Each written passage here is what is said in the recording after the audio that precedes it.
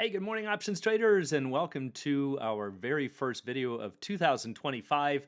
And I hope everybody had a sensational new year and looking forward to another great trading year. And I thought this would be a good time to kick off the new year with a really good topic. And it came about after talking with one of the traders in our group. He was describing a strategy and said that this option was going to decay faster in the second half of its life, but it was an out of the money option. And when I showed him the differences there, he said, wow, this is pretty cool. Nobody has ever shown this to me. And I thought it might be something that would help the rest of the group. We've talked about these concepts in different videos, but I thought it might be nice to roll them into one video. So let's go answer a really important question for options traders, and that is, do options always decay rapidly near expiration? Well, let's go find out. As always, before we do, please be sure to click like and subscribe. It's greatly appreciated and helps to promote the channel. So first things first, let's talk about time decay. Time decay is measured by our Greek theta, and it shows how much your option will lose for roughly 1 day's passage of time. But the key to understand with time decay is that only the extrinsic value is decayable, not the intrinsic value. So your at-the-money options have the most extrinsic value, so yes, they will decay the fastest. However, as the options move either out of the money or in the money, the extrinsic value shrinks. So it doesn't matter if you bought it as an at-the-money option. If it moves to an out-of-the-money option, it's on a different decay curve. If it moves in the money, it's on a different decay curve. They are not always the same. That's a very big mistake that options traders make. So let's go find out the basic starting point, the time decay graph that I think everybody is familiar with, this one. If you look at books, websites, whatever, this is most likely the time decay graph that you're going to see. And unfortunately, people carry this across to all strategies, and they assume this is what all time decay graphs look like all of the time. So what we're looking at is when we have an option decaying fairly slowly at the beginning and then going off this steep cliff. This is what I would call the standard time decay curve. The thing to understand is that this shape applies to at-the-money options only. All right, yeah, if you want to say it's slightly in the money or slightly out of the money, let's call them near the money. Then this is the graph that you're going to get. So the way that we read it is, I made it 100 days till expiration right here just to make it easier. So we can look at relative points, but we've got 100 days until expiration. So we're counting down this way to 0 days or right at expiration. And on the vertical, we have the options price. So we're going to start this option at 10 bucks, and then as time goes by, it slowly starts to decay away. But a lot of people think that at the halfway point, let's say after 50 days, that the option would lose half of its value and should be trading for 5. But we see that's not true. If we look at the 50-day mark, we trace a line up to our time decay curve, we see it's trading for about 7 and only loses about 30% of its value at the halfway point. So this is the square root pricing rule that we've talked about in so many videos. It is critically important if you are to make the most of your strategies, whether long or short. So once you understand the basic shape of an at-the-money time decay graph, let's look at some of the properties and also why some traders are so fearful of them as being on the long side, the buyers. So when you have an at-the-money option, whether a call or a put, again, this is the overall shape. But let's answer an important question. What's the average decay rate? This in red we might call the real world decay rate. This is actually how options decay in the real world. But there's nothing wrong with mathematically saying what's the average decay or the straight line decay. Well, we could say it's worth 10 bucks today and it will be worth 0 at expiration. Again, we are assuming that the stock price stays the same. We're just letting the clock roll by. That's what's creating this graph.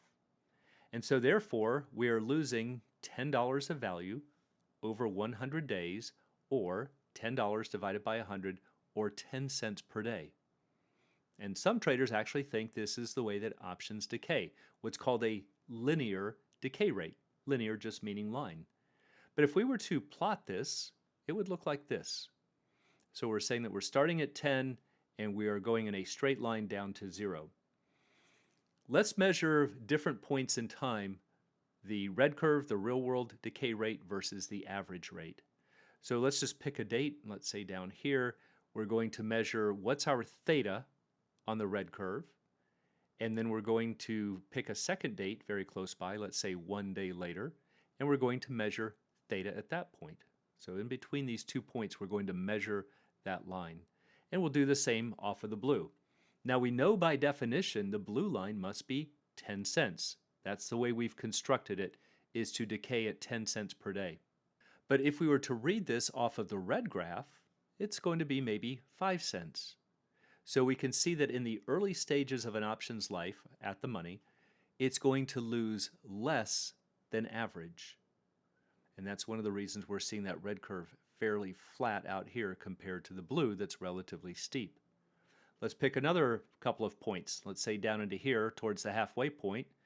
Here's the first date. We go 1 day later, and we're going to measure the time decay just in this region here. On the red graph, we're going to do the same on the blue. And if we do that, well, you know the answer here for the blue graph, we're going to get 10 cents. But for the red graph, maybe we get 7 cents. See, we're starting to decay at a little faster rate. Now we're losing 7 cents per day instead of 5 cents per day. This curve is starting to get a little bit steeper as we move towards expiration. Let's keep moving. Let's come in this direction some more. Let's pick this date. 1 day later, we're going to measure off the red and the blue curve. The blue curve we know is going to be 10 cents. But if we measure off the red curve, we get, look at this, 10 cents. They're exactly equal. And then if we go closer to expiration, let's say on this date over here, and then 1 day later, we measured off the red curve and the blue curve. The blue curve we know is going to give us 10 cents. The red curve might be 15 cents. See, now we're seeing the acceleration where we are decaying much faster than average. So notice that if we go from a point where we are decaying slower than average, 5 cents compared to 10 cents, to a point where we are decaying faster than average, 15 cents compared to 10, we absolutely must pass through a point where they are equal, where they're both going to be 10 cents. And so at this point right here, what's interesting about that? Where are we going to find on our time decay curve for an at the money option where the time decay equals the average rate? Well, remember the average rate is 10 cents, and the way that we're going to do that graphically is we can simply slide this line until it just touches that red graph. So for all the math people out there, you know this is called a tangent line. It means it's just barely brushing up against it. So I know in this graph it might look like it's touching several points on the red curve, but if we were to zoom in there, there would be one specific point, and it would be right there at 25 days, or when 25% of the time remains. That's where the average decay will equal the actual rate of decay for an at-the-money option. So visualize this by thinking of these as mountains. Maybe we've got some snow skiers. So we put one guy in the red mountain, and we can see that it's relatively flat compared to the snow skier up here on the blue. See, this guy's going to be skiing at a much faster rate. He's on a much faster slope. And that's what we were talking about before. The rate of decay on average is much higher down here in the earlier stages of the option's life compared to the real world rate. And that will always be true until we get to this point here at 25 days, or 25% of the time remains. So when 25% of the time remains, in this case we bought a 100-day option, 25 days remain, in other words 75% of the time has ticked off, then we can see that the option's price will be worth exactly half. See, it's not at the halfway point, it's at the 25% point. So we have to take half, and then we have to take half again. And this is again the square root pricing rule.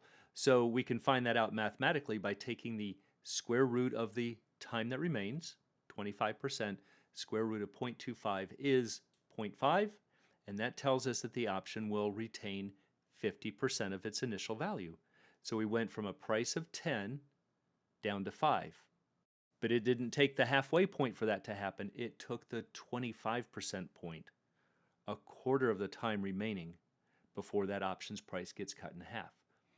So yes, it is true if you are, let's say, selling at the money options, or maybe it's turned into an at the money option, it will, in most cases, be in your best interest to try to get into this final 25%, because that's where you're going to start gathering money at a much faster rate. So for instance, if we look at the money options, let's look at some other key points. The first 50% of the option's life, you are going to lose about 30% of the value. Again, this is keeping the stock price constant. We're just letting the time tick away.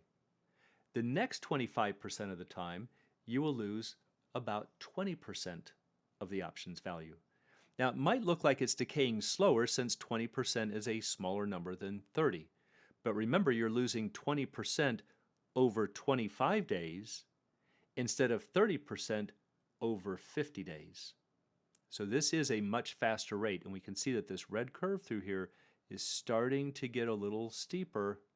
Think of our snow skiers. You can see it right there, much steeper than back in here. And then finally, the final 25% of the option's life, you will lose the final 50%. So think about that. Let's combine this green and yellow areas.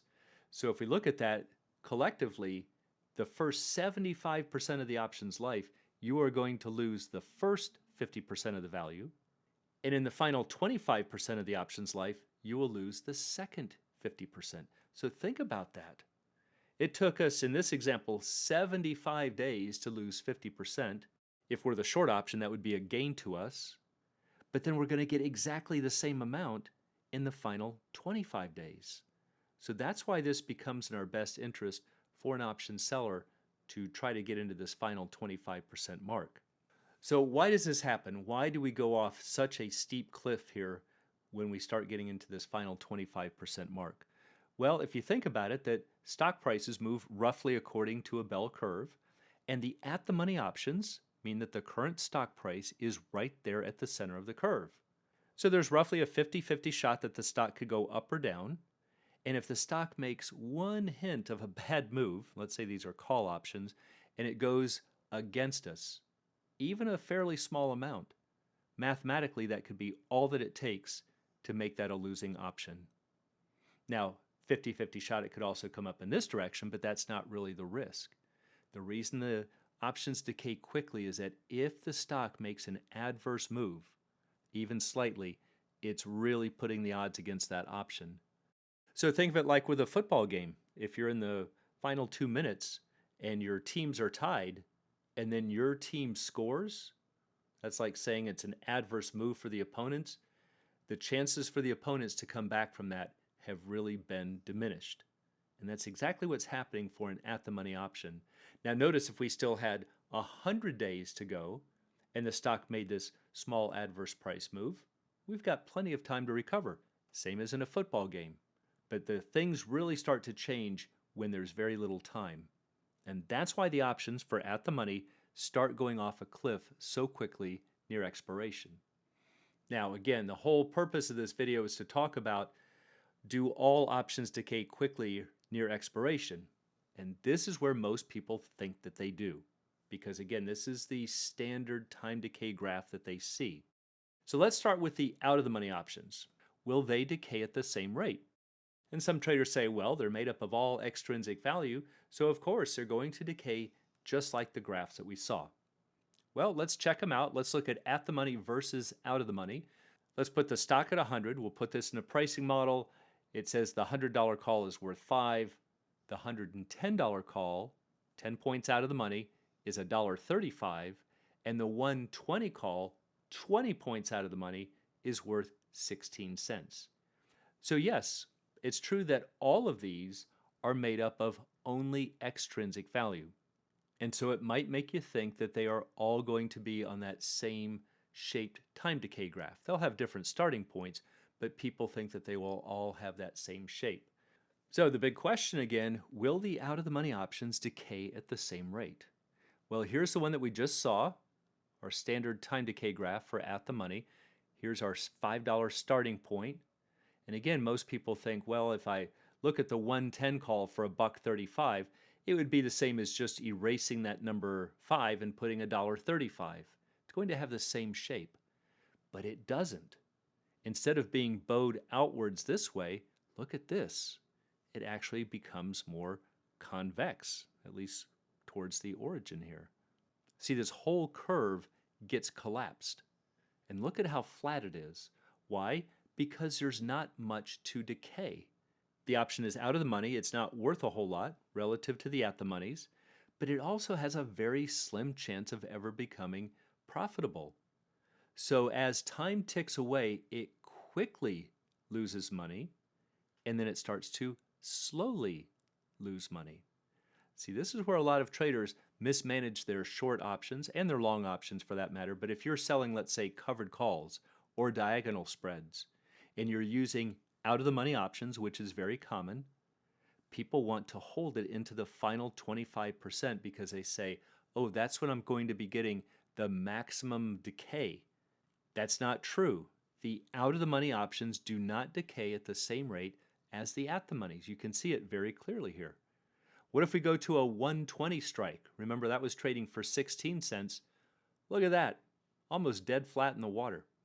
Now you can see there's a little bit of a white space right here between 0 and that red line, but look at how quickly it gets erased, even down here with 70 days remaining.